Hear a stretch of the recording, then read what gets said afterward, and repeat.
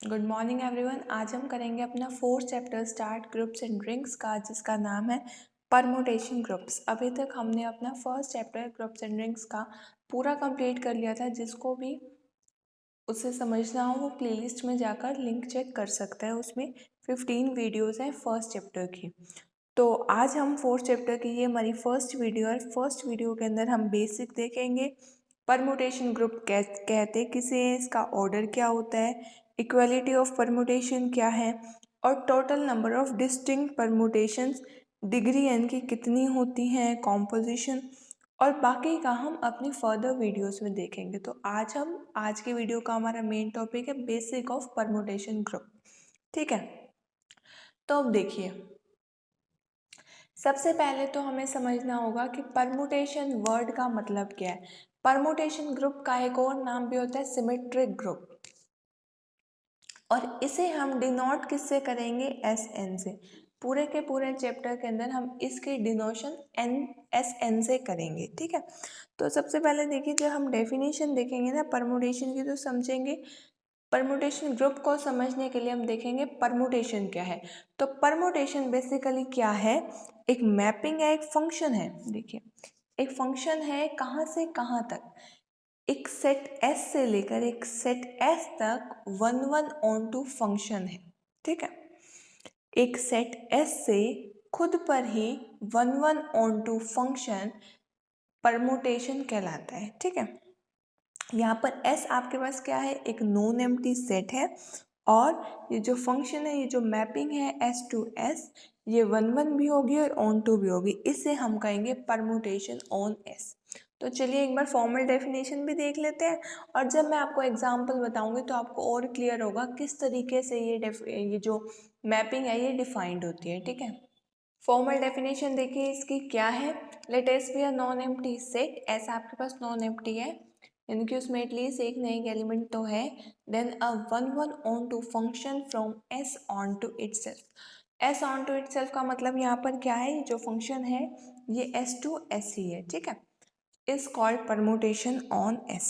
ठीक है, अब देखो इस एस के अंदर कितने एलिमेंट्स होंगे, किस तरीके से ये डिफाइन होगा। ठीक है, तो सबसे पहले हम एक बेसिक सा एग्जांपल लेते हैं। देखिए, यहाँ पर आपको बताया मैंने स्टार्टिंग में ही कि डिनोट किस तरीके से करना है इसको, एस एन से। तो यहाँ पर एस तो सेट है जिस पर फंक्शन डिफाइन है, ये तो आपको क्लियर हुआ। ठीक है, और यहाँ पर एन क्या है, एन होंगे इसके अंदर जितने नंबर ऑफ एलिमेंट्स हैं। मान लो हमारे पास सिमेट्रिक ग्रुप के अंदर नंबर ऑफ एलिमेंट्स हैं वन, एस के अंदर एलिमेंट है वन, तो हम इसको डिनोट कैसे करेंगे, एस वन से।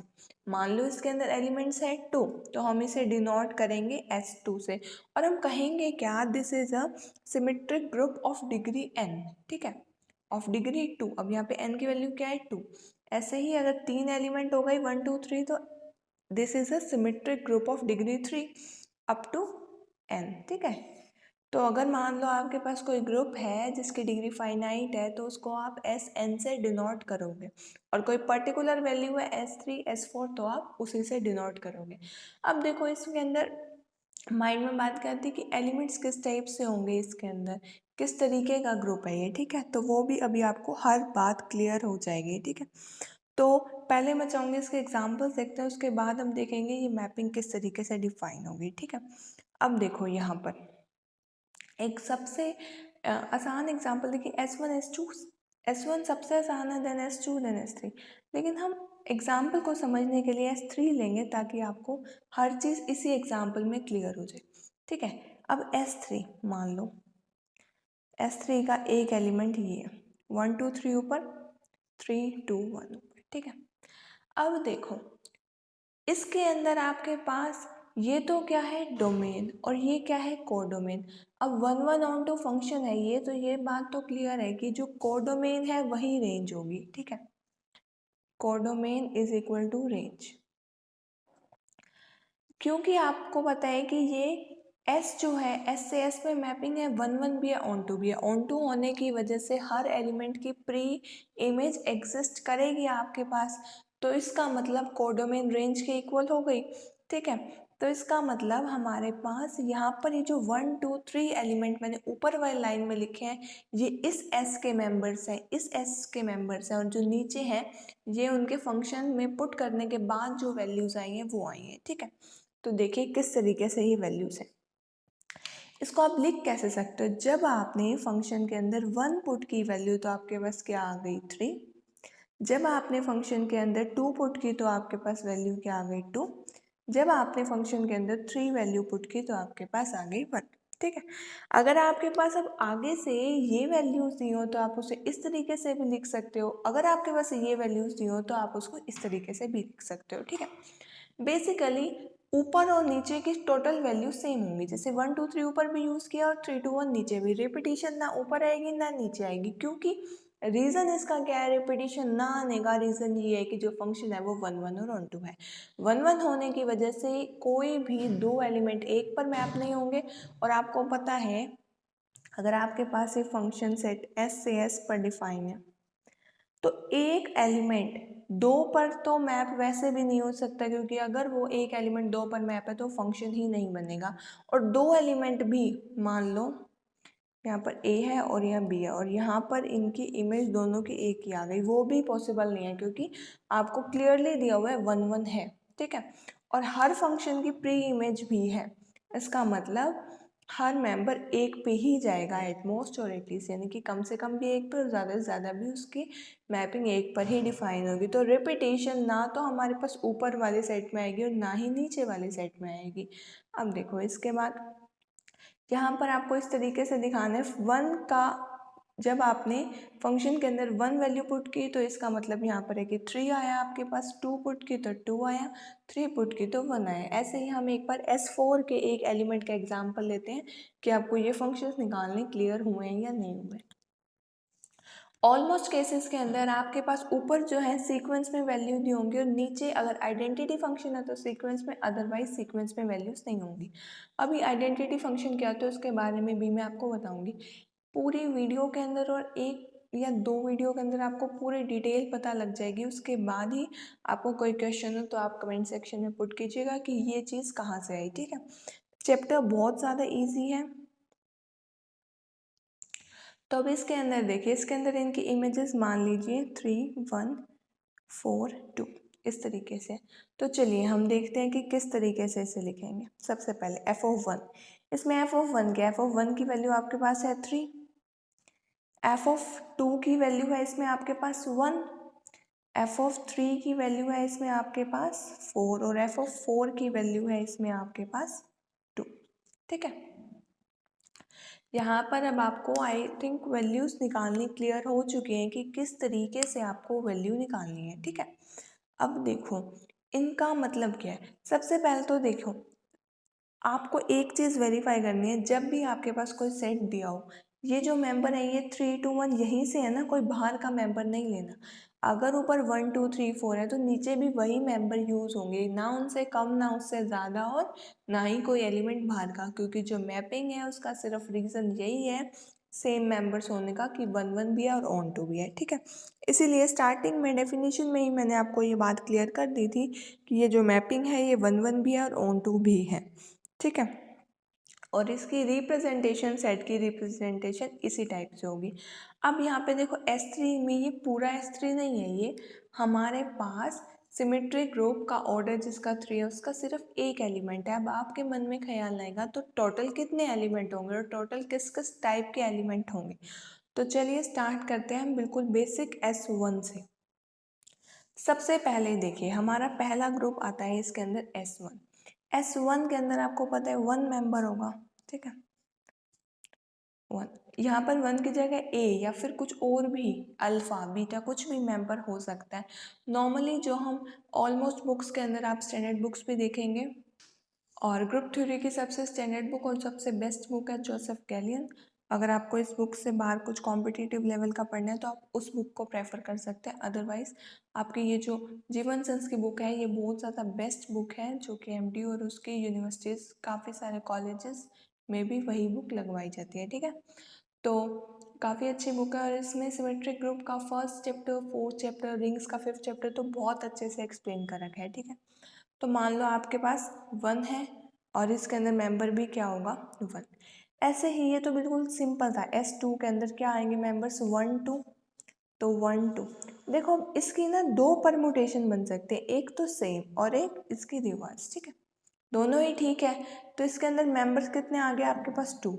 अब हम देखते हैं S3 के अंदर आपके पास मेंबर्स कौन कौन से आएंगे। S3 के अंदर आपके पास मेंबर्स मान लीजिए आपने ऊपर लिया 1 2 3।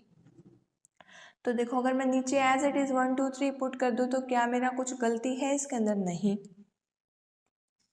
ऐसे ही अगर 1 2 3 के नीचे अगर मैं 2 3 1 पुट कर दूँ तो भी गलती नहीं है, और ये उससे अलग भी है तो मैं उसको लिख भी सकती हूँ। नेक्स्ट मेंबर जो है मेरे पास वो है 3 2 1, ठीक है, ये भी बिल्कुल करेक्ट है। इससे नेक्स्ट मेंबर है मेरे पास 3 1 2, ठीक है। और आपके पास सोचिए बिल्कुल हमने मेंबर्स डिफरेंट डिफरेंट लेने हैं, यहाँ पे 1 2 3 भी आ गए, 2 3 1 भी आ गए, ठीक है। और कौन से मेंबर्स आएंगे? ये तो अभी 3 का है, तभी आपको कंफ्यूजन होनी स्टार्ट होगी कि अगला मेंबर कौन सा आएगा। से मैं आपको बता दूं, एक तो आएगा 2 1 3 और एक आएगा आपके पास 1 2 3 के नीचे 3 2 2, ठीक है। तो ये आपके पास इसमें 6 एलिमेंट बनेंगे। लेकिन आपको मन में लग रहा होगा कि कोई तो फॉर्मूला होना चाहिए ना। अब ऐसे 3 तक भी चलो हमने निकाल लिया, 4 तक भी, 5 6 के बाद कितने सारे केसेस बन जाएंगे ऐसे तो, और सभी केसेस को हम उस ग्रुप के अंदर डालना और उसको काउंट करना बहुत मुश्किल काम हो जाएगा, ठीक है। तो इसका एक फॉर्मूला होता है, एस एन के अंदर टोटल नंबर ऑफ एलिमेंट्स कितने होंगे? n फैक्टोरियल, ठीक है। प्रीवियस एग्जाम्पल में वो जो पिछले पेज पर मैंने आपको बताया था वो सिर्फ S3 का एक एलिमेंट लिया था, ऐसे ही S4 का एक एलिमेंट। S3 के अंदर टोटल नंबर ऑफ एलिमेंट 6 हैं और वो ये है, ठीक है। इनमें से आप कोई भी एक एलिमेंट ले सकते हो अगर जब आपको एक एलिमेंट लेने को कहा जाए, और मैंने रैंडम कोई भी एलिमेंट लिया था। Sn के अंदर आपको टोटल नंबर ऑफ एलिमेंट निकालने हो अगर ऐसा ग्रुप जिसकी डिग्री n है, तो आपके पास फॉर्मूला क्या होगा? n फैक्टोरियल, ठीक है। चेक करते हैं क्या ये फॉर्मूला अभी तक के ग्रुप्स पर सही चल रहा था। देखिए S1 के अंदर आपने सिर्फ 1 मेंबर निकाला, that is equal to 1 factorial, correct. S2 के अंदर हमने 2 मेंबर बताए थे और 2 फैक्टोरियल भी क्या होता है 2। S3 के अंदर जब हम मेंबर लिखने हमने स्टार्ट किए तो हमने 6 मेंबर लिखे और कहा था कि पूरे सेट के अंदर इतने ही एलिमेंट्स आएंगे, तो वो चीज़ करेक्ट थी क्योंकि 3 फैक्टोरियल इज इक्वल टू 6, ठीक है। तो इस तरीके से आपको नंबर ऑफ एलिमेंट्स भी निकालने आ गए। अभी तक हमने क्या सीखा आज की वीडियो के अंदर कि परमुटेशन होता क्या है, इसका मतलब क्या है, कि परमुटेशन ऑफ डिग्री n का मतलब क्या है, उसके मेंबर को किस तरीके से डिनोट करते हैं, और वो जो फंक्शन है उसकी इमेजेस जो है वो कहाँ लिखते हैं।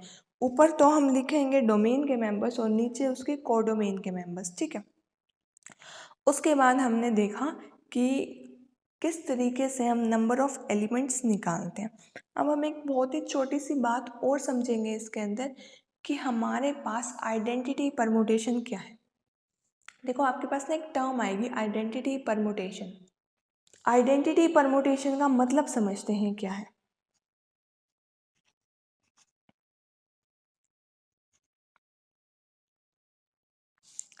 देखो आइडेंटिटी परमुटेशन, जब आप ग्रुप के अंदर आइडेंटिटी निकालते थे तो आप साफ क्या लिख देते थे? A star E is equal to A is equal to E star ए।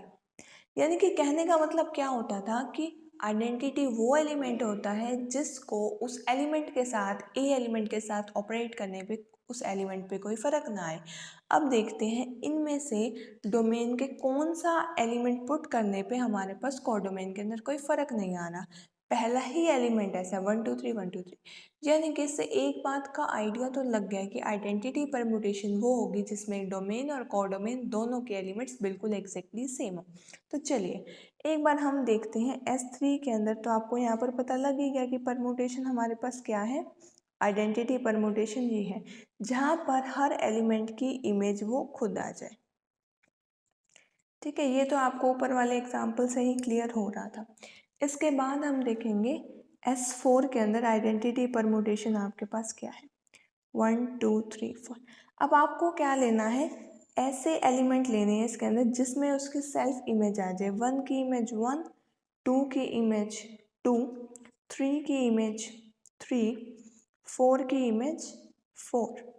ठीक है, अब यही वैल्यूज आप सब्स्टिट्यूट भी कर सकते हैं, 1 के नीचे 1, 2 के नीचे 2, 3 के नीचे 3, 4 के नीचे 4।